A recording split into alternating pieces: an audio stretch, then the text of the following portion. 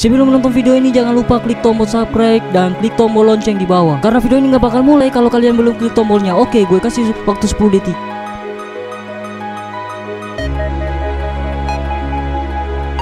Saya akan mencoba alat tensi baru, mereknya tuh Omron. Jadi saya mau mencoba tensi ini, tanya hanya dipakai di tangan.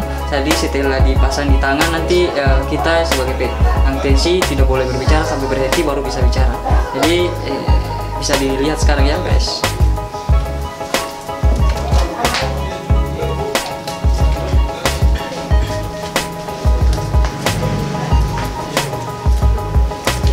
Jadi di tangan kiri, pasangnya katanya di tangan kiri.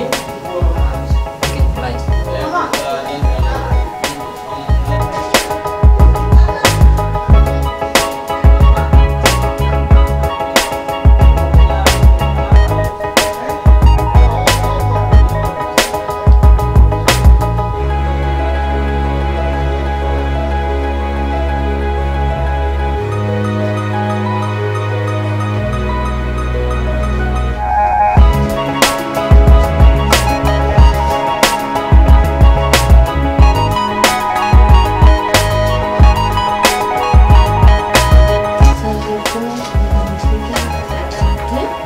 Guys, tensi dari saya normal ya ibu.